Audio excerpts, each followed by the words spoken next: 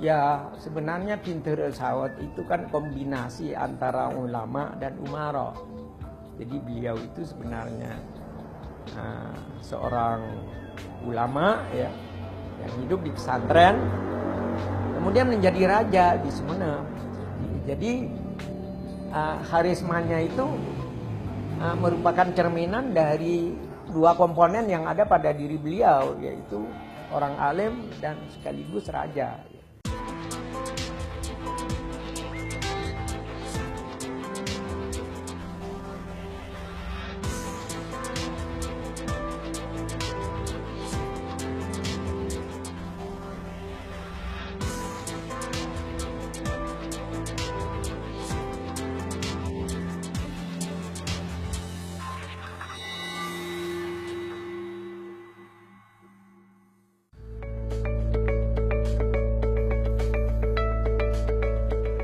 Pulau Madura seakan identik dengan tanah gersang dan karakter orang-orangnya yang keras. Namun anggapan itu sirna jika kita berkunjung ke Kabupaten Sumenep yang berjarak 270 km dari kota Surabaya. Berlokasi di ujung timur Pulau Madura, Kabupaten Sumenep tanahnya subur dengan masyarakat yang ramah tamah. Sumenep menjadi pusat kebudayaan di Pulau Madura sejak 700 tahun yang lalu. Dan di sini banyak sekali tinggalan-tinggalan warisan budaya yang masih terjaga dengan baik dari segi fisik maupun non-fisik. Bagaimana jejak-jejak peradaban di Kabupaten Sumenep ini? Ikuti terus Titik Peradaban.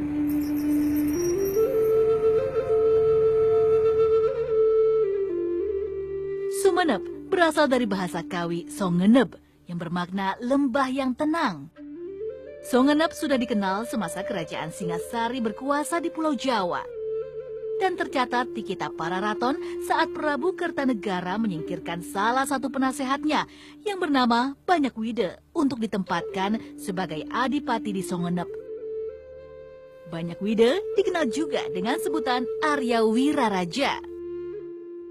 Ya, di prasasti Mulama Lurung itu sudah disebut Sunghenep. Jadi itu saya kira pra-kerajaan Majapahit.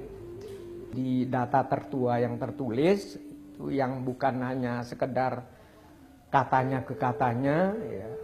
Sebelum Majapahit pun Sumenep itu sudah disebut Sunghenep.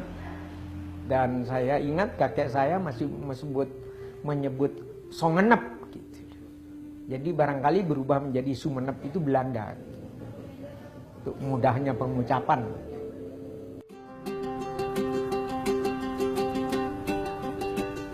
Jejak kebesaran Sumenep nampak masih terawat dengan baik. Bersama kedua sahabat saya yang cantik ini, bagaimana kalau kita telusuri sejarah Sumenep lewat peninggalan masa lalunya?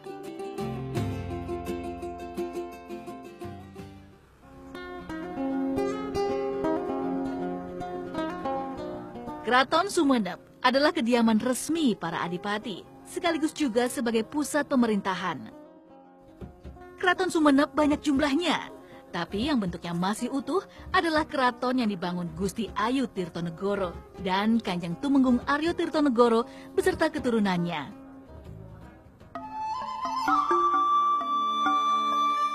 Pintu gerbang, pendopo ageng, keraton dalam, dan taman sare dibuat pada masa Pangeran Natakusuma pertama atau Panembahan Somala, Adipati Sumenep ke-31.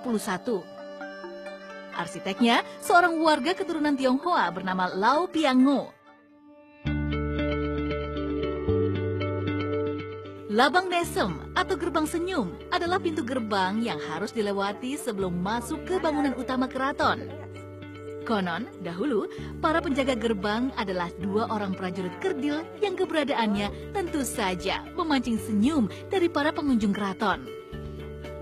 Cerita ini didukung dengan adanya bukti berupa pintu masuk ruangan dalam penjaga dan bagian atas labang mesem yang ukurannya cukup rendah, sehingga siapapun yang melewatinya harus menundukkan kepala. Labang mesem yang berarsitektur tajuk tumpang berfungsi juga sebagai tempat untuk memantau segala aktivitas yang terjadi di dalam lingkungan keraton, termasuk kawasan Taman Sari, tempat putri-putri keraton bersenda gurau. Jadi ini sudah masuk ke area keraton Kak, ya ini pendopo kan. Kalau ke sana baru Taman Sari itu.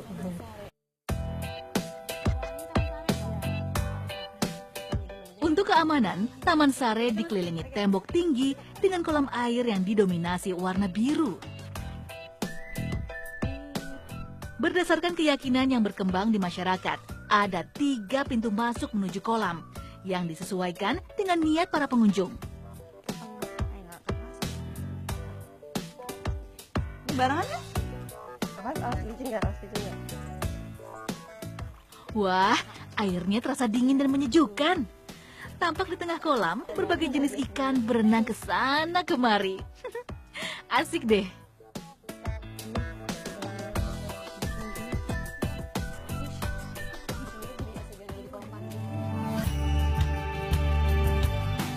Pendopo Keraton Sumenep bentuknya mirip bangunan khas Jawa. Ditopang 10 soko guru dengan ornamen motif bunga berwarna merah dan kuning keemasan. Atap berbentuk limasan sinom. Hubungannya mencuat seperti kepala naga, sepintas mirip bangunan kelenteng Cina. Lantai bagian dalam masih asli dan terbuat dari marmer. Lampu gantung antik menambah cantik ruangan pendopo yang dulu berfungsi sebagai tempat menghadap adipati. Mandiasa atau bangunan penghubung antara pendopo dengan keraton dalam. Berbentuk lorong terbuka tanpa dinding sepanjang 25 meter dengan arsitektur bergaya Eropa. Kalau kita bicara kebudayaan kan tidak ada yang asli gitu. Jadi selalu pengaruh mempengaruhi. Tembang-tembang yang dinyanyikan orang-orang Madura pun ada yang berasal dari bahasa Jawa. Jadi nama-nama raja-raja di Madura pun kalau tidak pakai nama Jawa ya nama Arab. Itu gambaran bahwa sebenarnya orang Madura itu sangat-sangat terbuka untuk mendapatkan masukan, pengaruh dari kebudayaan-kebudayaan lain selagi kebudayaan itu tidak merugikan. Keraton dalam terdiri dari 3 lantai. Pintu besar berwarna hitam berbahan kayu jati ada di bagian depan lantai pertamanya. Pada bagian dalamnya terdapat 4 ruangan dengan fungsi yang berbeda-beda. Tepat di sebelah kanan pintu masuk adalah kamar tidur adipati. Terbuat dari kayu jati setinggi 1 meter dengan ukiran motif bunga. Kamar tidur istri adipati ada di sebelah kiri. 2 kamar berpintu kaca adalah kamar tidur putra dan putri adipati. 2 kamar ini disakralkan dan tidak boleh dimasuki umum, kecuali keturunan langsung Adipati Sumenep.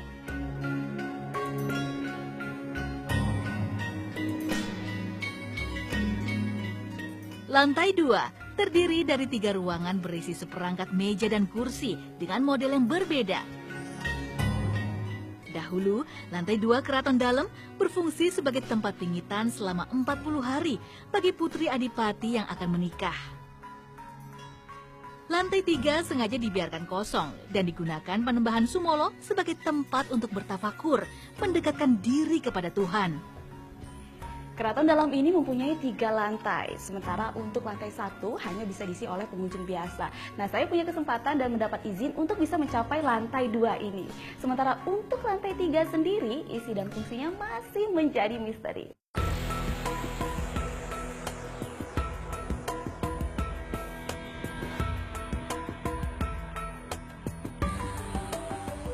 Berlokasi di pusat kota Sumenep, tepatnya di depan alun-alun, Masjid Agung Sumenep mampu menyita perhatian saya dengan keunikan arsitekturnya. Akulturasi budaya nampak apik lewat rancangan sosok Lau Piango. Masjid Agung yang dahulu bernama Masjid Jami dilengkapi dengan pintu gerbang yang megah seperti layaknya menara masjid. Nah, dan ini cukup unik karena pada zaman dahulu jarang sekali ditemukan sebuah masjid yang dilengkapi dengan fasilitas menara. Dan tentunya ini menjadi sebuah bukti bahwa perhatian yang cukup besar dari Adipati terhadap kehidupan religius masyarakat di Sumenep.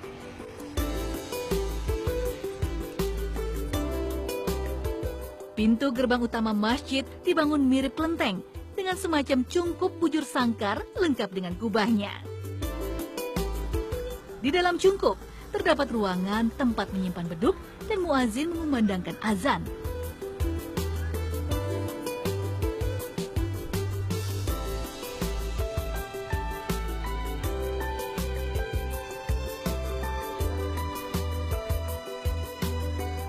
Pada bagian lantai dasar terdapat ruang tahanan yang menghadap ruang utama masjid agar para pelaku kejahatan menjadi tontonan jamaah masjid sehingga menimbulkan efek jerah bagi mereka. Atap masjid berbentuk limas bersusun. Puncaknya dipasang semacam mastaka berbentuk bola bertingkat 3. Ukiran Jawa yang dipengaruhi berbagai budaya menghiasi 7 pintu dan 6 jendela yang berukuran besar.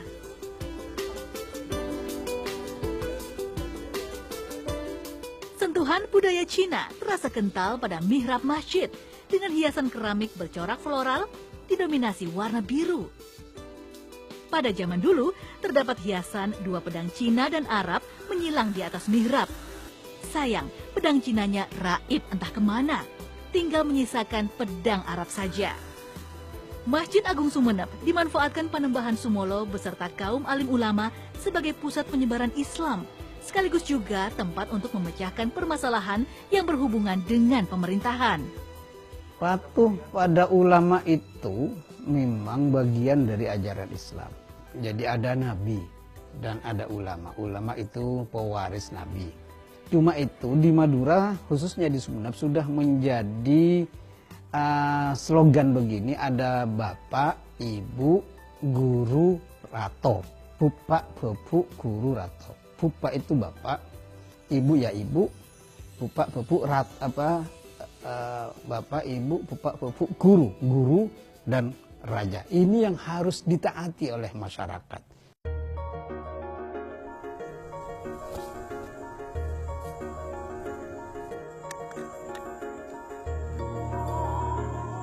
Lokasi selanjutnya yang menjadi tujuan saya adalah Kompleks Pemakaman Adipati Sumeneb dan keluarganya di Asta Tinggi. Uniknya, beberapa bentuk bangunan di kawasan pemakaman tampak megah, berarsitektur masa kolonial.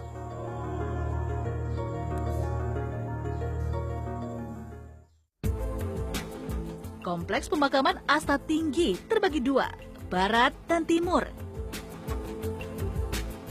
Bagian barat dibangun oleh Pangeran Rama, Adipati Sumeneb ke-25. Pintu masuknya masih nampak dipengaruhi unsur Hindu Jawa, karena pada saat Pangeran Rama memerintah, Sumeneb berada di bawah kekuasaan Mataram. Di bagian kiri ini terdapat kubah makam Bindara Saud. Makamnya banyak didatangi para peziarah. Bindara adalah panggilan bagi anak kiai di Madura, sedangkan nama Saud atau menyahut didapat karena keajaibannya bisa menjawab salam sang ayah semasa Bindara Saud masih dalam kandungan sang ibu. Ya, sebenarnya Bindara Saud itu kan kombinasi antara ulama dan umara. Jadi beliau itu sebenarnya seorang ulama ya yang hidup di pesantren, kemudian menjadi raja di Sumeneb. Jadi karismanya itu merupakan cerminan dari 2 komponen yang ada pada diri beliau, yaitu ulama sekaligus umara, orang alim dan sekaligus raja.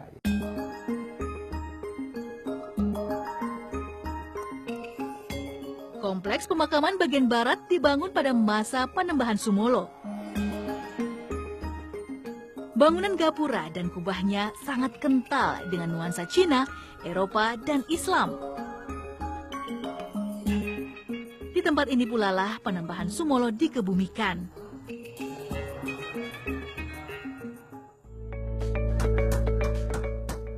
Oh iya, jika sedang berkunjung ke Pulau Madura, khususnya Kabupaten Sumeneb, jangan lupa untuk melihat warisan budaya non-bendawi yang telah diakui UNESCO berupa proses pembuatan keris. Salah satu lokasinya ada di Desa Palongan, Kecamatan Bluto.